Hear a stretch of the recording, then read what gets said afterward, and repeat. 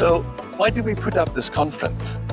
Everybody knows, after all, that sustainability issues, climate change, ecological crises are very pressing, are very urgent issues. But that's the very problem. We know about it, but we don't do enough about it. And we believe that spirituality has the potential to help to overcome this gap, to help to bridge the gap between what we know and how we act.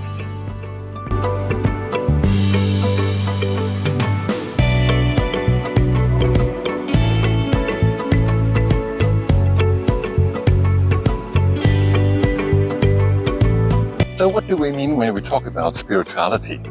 Spirituality is not only about religions. Of course, diverse religions have their own spirituality. But the core of spirituality can be understood as having to do with what makes human life human. What the meaning of life is, and what a good life is.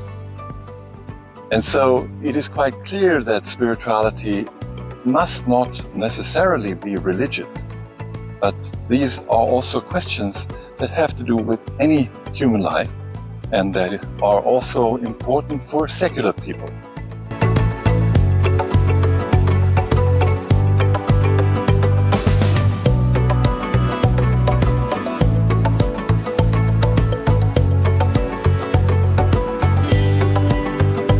So our basic idea when it comes to education for sustainable development is that knowledge is of course important but not enough. And moral appeals are not that good. Perhaps it may be better to stimulate young people to think about what makes life worth living, about these existential questions of life, these spiritual questions. And we might find out that what makes life worth living has not so much to do with how much we possess, how much we consume, and so on. And this will be a better motivation for sustainability than moral appeals.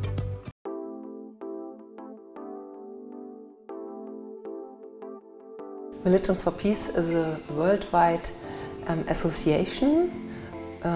Was founded more than 50 years ago to collect religions and religious leaders, but also religious people to work for peace together.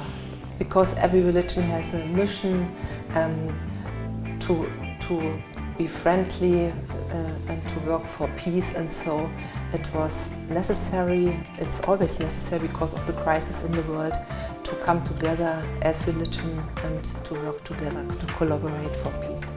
I think it's a fantastic vision to work for peace in the world, because it's really necessary that everybody has a chance to get a good life, to come to a good life, and so I was impressed and enthusiastic about this idea that religions can work together for that idea. Religions matters, and especially spirituality matters. To look at the sources and the traditions of the religion and the powers which can come out of this tradition for having a long breath for the work, which is necessary to be encouraged and to get on in spite of all the problems which we have at present.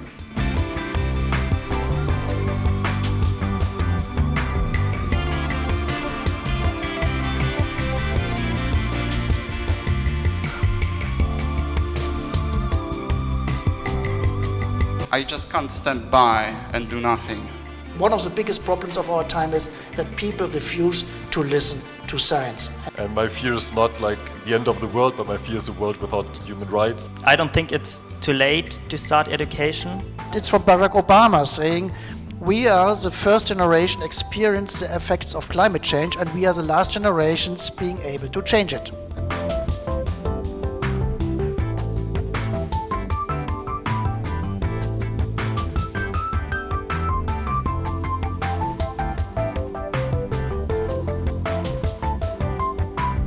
I really liked His Excellency Sahibji's keynote presentation right in the beginning when he was speaking about the Sikh religion and about the importance of translating one's religious thoughts and beliefs to a general public. Well, this morning I was inspired by the keynote of Pascal Frank,